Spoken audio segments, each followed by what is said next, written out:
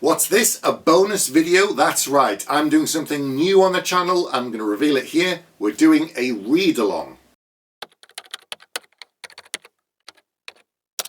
Welcome back for this bonus video this week. This is just to talk about something I'm going to be starting from January on the channel and giving you plenty of notice so that you can join in. A series that I have spoken about in the past that's a favourite of mine that's been very influential on many fantasy authors, including me, is Memory, Sorrow and Thorn, written by Tad Williams. And this came out in the late 80s and early 90s. And it is a seminal piece of work. It's a trilogy, but it is in 4 books because the third book, To Green Angel Tower, was so big, they split it into 2 paperbacks.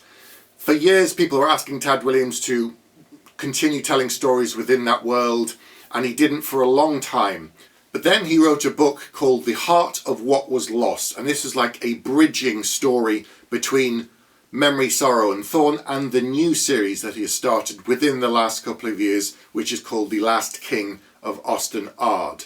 Tad Williams was recently at a UK convention called FantasyCon. He was on some panels and he did a signing, and whilst he was there I took along a copy of the latest book in the Last King of Osten-Ard, which is Into the Narrowdark, and I got him to sign it and personalise it, which is great, and got to talk to him about it, a little bit about the new series. And basically all of this is a long way of me saying that I'm going to be doing a reread of Memory, Sorrow and Thorn starting in January. So if you've never read the series before, now is the time to start. We're going to do 1 book a month, and at the start of the following month I'm going to do a live stream with some special guests, and we will talk about the books, what we liked, what we didn't like, influences, and you can see the number of people that it has influenced, because just on the back of this latest book you've got people like George Martin, Christopher Paoli, Brandon Sanderson, Patrick Rothfuss. All of them have said that their work has been influenced by Memory, Sorrow and Thorn, and Tad Williams, because he's done other series as well.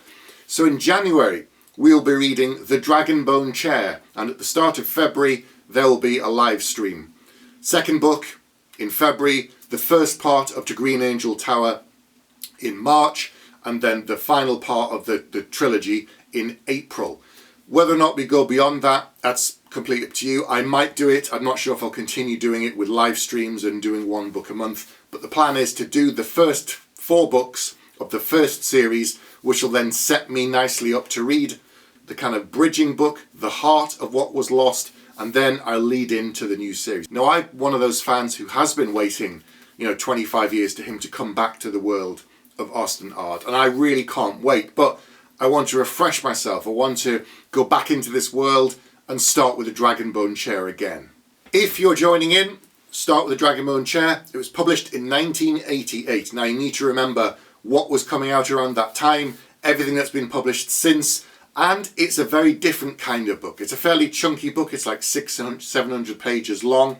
I will admit the beginning of the book is slow, and some people might find the pace quite glacial, but it is worth your time. It is worth investing in it because it is such an incredible series and an incredible world. And as I said, he's influenced so many people because of what he's done. He's looked at things slightly different to everybody else. He looked at some things that Tolkien was doing and the sources that he drew on for many of the races that we've seen in The Lord of the Rings. And Williams has sort of said, why has he done that? Where's he got it from? And he's looked at other sources and he's kind of tilted things slightly differently. So there'll be some familiar sounding creatures in there, but they're not what you would expect.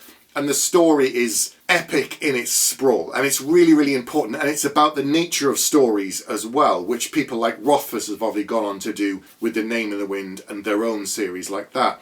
So it's really, really good and highly well regarded, and it received lots of awards, and people are still talking about it, like me, even now, decades later, and there's a very good reason. But I'm really excited to see how it comes across with a modern audience. What do they feel about it? And then we'll move forward, and I'm going to read the new series and see what that's like, because back when he wrote this first series in the late 80s and early 90s, he was a fantastic writer then. So decades on, I'm very curious to see how he's adapted, how he's grown as a writer, and I think it's going to be absolutely amazing. But we'll see.